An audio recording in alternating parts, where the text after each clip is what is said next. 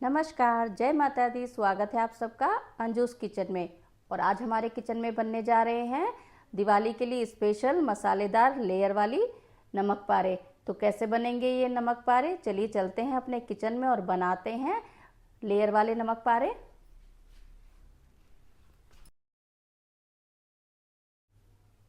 देखिए, लेयर वाले नमक पारे बनाने के लिए सबसे पहले हम यहाँ पे मैदा लेंगे। जो यहाँ पे मैंने मैदा ली है वो आधी किलो है। चलिए इसको खोल लेते हैं और इसको हम बड़े से एक बर्तन में डालेंगे। मैंने यहाँ पे परात का इस्तेमाल किया है। देखिए, इस तरह से हम अपनी मैदा को सारा डाल लेंगे इसके अंदर। और यहाँ पे जो मैंने मसालों का इस्तेमाल किया है वो मैंने किया है, कुटी हुई काली मिर्च है और चिली फ्लेक्स हैं, सफ़ेद तिल हैं, स्वाद के अनुसार नमक, अजवाइन, हींग और कसूरी मेथी।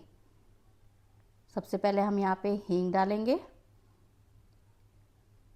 हींग से इसका फ्लेवर इनहेंस होता है।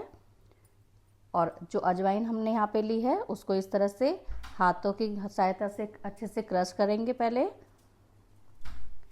और ये कसूरी मेथी है, पहले मैंने इसको तवे के ऊपर अच्छे से रोस्ट कर लिया था, इससे इसका फ्लेवर और भी बढ़ जाता है। इसको भी हाथों से इस तरह से रगड़ कर डालेंगे। और यहाँ पे मैंने 1 ही चम्मच इस्तेमाल किया है सफ़ेद तिल का। और ये कुटी हुई काली मिर्च है। और स्वाद के अनुसार हम यहाँ पे मिक्स करेंगे नमक को। आप चाहें तो यहाँ पे काले नमक का भी इस्तेमाल कर सकते हैं। और मैंने यहाँ पे लिए हैं चिली फ्लेक्स। आप यहाँ मसालों को कम ज़्यादा भी कर सकते हैं, जो आपको पसंद ना हो तो आप उसको टोटली स्किप भी कर सकते हैं। अच्छे से इन सबको मिक्स करेंगे मैदा के साथ। अब यहाँ पे मैंने 1 कटोरी लिया है देसी घी। इसको मैंने हल्का सा गरम कर लिया था। आप चाहें तो देसी घी की जगह रिफाइंड या डालडे का भी इस्तेमाल कर सकते हैं। अब अच्छे से हम इसको मैदे के अंदर मिक्स करेंगे। और मैदे में जब आप इस तरह से इसको घी को मिक्स करेंगे ना, तो आपको इस तरह से दोनों हाथों की सहायता से मैदा को इस तरह से रगड़ना है। जब आप मैदा को इस तरह से रगड़ते हैं ना घी के साथ, तो चारों तरफ अच्छे से मिक्स होती है। और जब हमारी मठरियाँ बनकर तैयार होती हैं तो वो काफ़ी खस्ता बनती हैं। देखिए, अब जब मैं इसको उठा रही हूँ ना, तो इस तरह से हमारी मुट्ठी अच्छे से बंध रही है। यानी जिस तरह से हम लड्डू बनाते हैं ना, वो बंध रहा है। इसका मतलब हमारा जो इसमें हमने मोयन डाला है वो बिल्कुल परफेक्ट है। अब थोड़ा थोड़ा सा पानी डाल के हम इसका एक डो लगाएंगे अच्छे से। यहाँ पे पानी का इस्तेमाल हमें ज़रूरत के अनुसार इस्तेमाल करना है। और पानी आपको यहाँ पे थोड़ा थोड़ा करके ही डालना है, एक साथ नहीं डालना है। इस बात का आपको यहाँ पे ध्यान रखना है। देखिए, मैं थोड़ा थोड़ा पानी डालती जा रही हूँ और इसका मैं आटा लगाती जा रही हूँ। बस इसका आटा हमें इस तरह से लगाना है जैसे आप चपाती का लगाते हैं।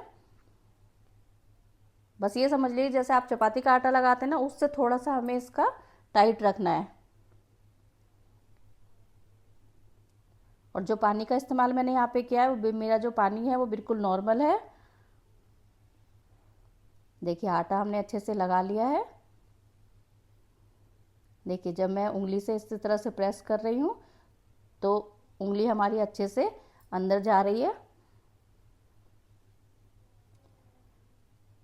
आटा हमारा लग चुका है। इसको हम 10 मिनट के लिए कवर करके रख देंगे रेस्ट के लिए।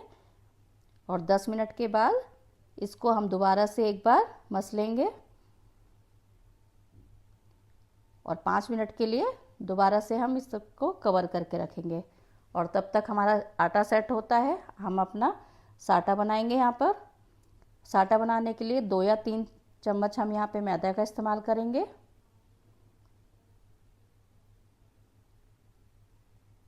और इसमें मिक्स करने के लिए मैंने यहाँ पे घी का इस्तेमाल किया है। इसको मैंने हल्का सा गरम कर लिया है और थोड़ा थोड़ा घी डाल के इस तरह से हम इसको मिक्स करेंगे। हमें इसको थोड़ा सा पतला बनाना है। देखिए, इस तरह से हम इसका तैयार करेंगे।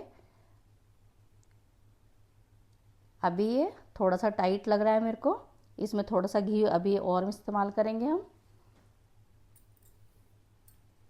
देखिए ये बिल्कुल परफेक्ट है। इस तरह का घोल हमें बना कर रखना है।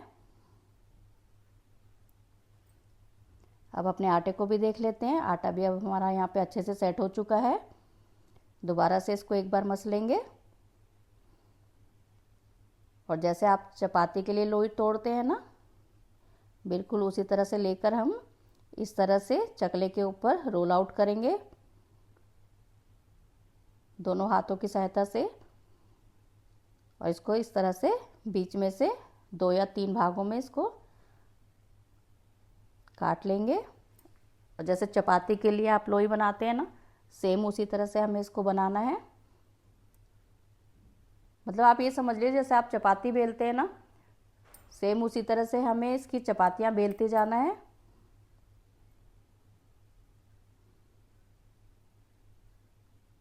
और ये लेयर वाली मठरियाँ जब बनती हैं ना तो खाने में भी काफ़ी टेस्टी लगती हैं।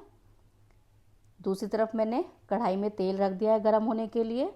अब थोड़ा सा तेल हम चपाती के अंदर लगाकर इस तरह से बेलेंगे। देखिए बिल्कुल जैसे चपाती बेलते हैं ना आप, बिल्कुल उसी तरह से बेलना है इसको।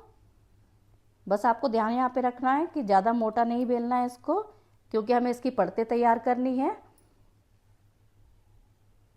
देखिए इसी तरह से मैं बेलती जाऊंगी और इनको अलग रखती जाऊंगी।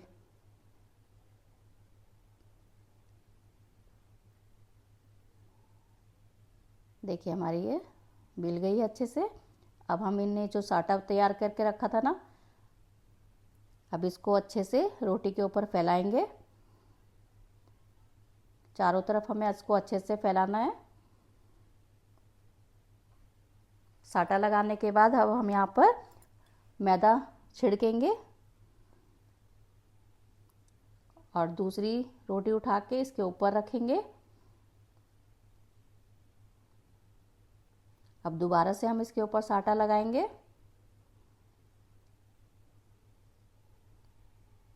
देखिए चारों तरफ हमने अच्छे से इसको फैला लिया है। अब सूखा मैदा इसके ऊपर छिड़केंगे।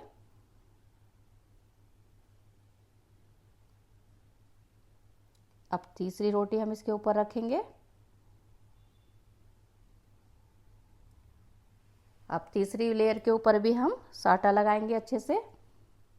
इसको हाथों की सहायता से इस तरह से फैलाएंगे और एक तरफ से उठाकर हमें इस तरह से हाफ फोल्ड करना है। और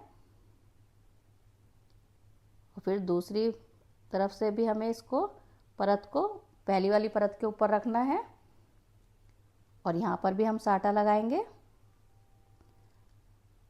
अब इस साइड से हम इस तरह से इसको आधा फोल्ड करेंगे, इसके ऊपर भी साटा लगाएंगे और दूसरी साइड की उठाकर हमें इसके ऊपर रखनी है। बस हल्का सा इसको प्रेस करेंगे। बस जिस तरह से आपने चकोर पराठा बनाया होगा ना, सेम वही प्रोसीजर है, बस हमने इसमें लेयरिंग करी है। अच्छा मैंने यहाँ पे 3 लेयर का किया है, आप चाहे तो यहाँ पे 4, 5, 6 जितनी मर्जी आप इसमें लेयर दे सकती हैं। अब इस तरह से एक तरफ हम लंबा बेलेंगे इसको। अब चाकू की सहायता से हम इस तरह से इसके पीसेस काटेंगे।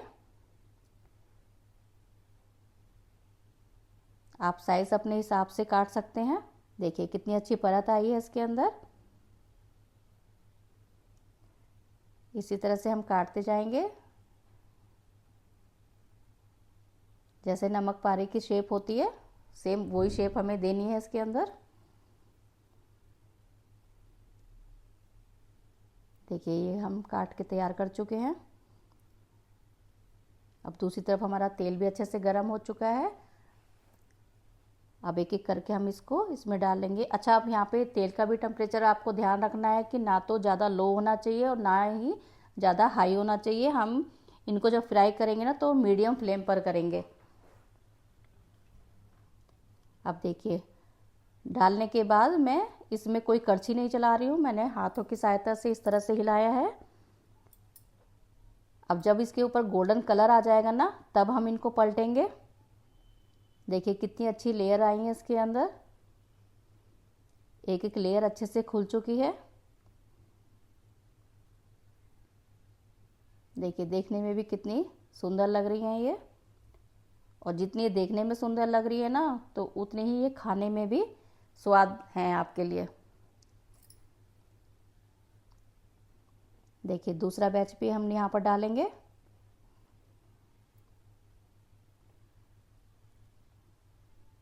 नमक पारे तो आपने कई बार खाए होंगे, एक बार इस तरह से मसालेदार परतदार नमक पारे खा के देखिएगा, आपको काफ़ी पसंद आने वाले हैं। देखिए मैं इस तरह से हिला रही हूँ। यहाँ पे मेरे जो कढ़ाई के हैंडल है वो गर्म नहीं होते हैं, आप ये काम काफ़ी केयरफुली करिएगा। देखिए दूसरी बैच के भी हमारे यहाँ पे तैयार हो चुके हैं। निकाल लेंगे इन सबको।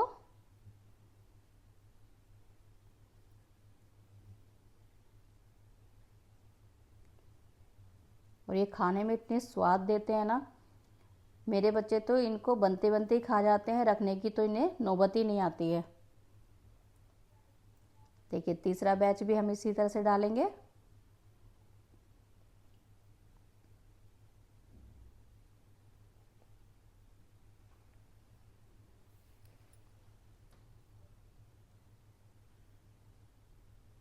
देखिए यहाँ पे हमारे लेयर वाले नमक पारे बनकर बिल्कुल तैयार हैं। अगर आपको मेरा ये तरीका पसंद आया हो तो प्लीज़ लाइक शेयर और सब्सक्राइब कर दीजिएगा। एक बार इस तरह से मसालेदार लेयर वाले नमक पारे बनाकर ज़रूर देखिएगा आप।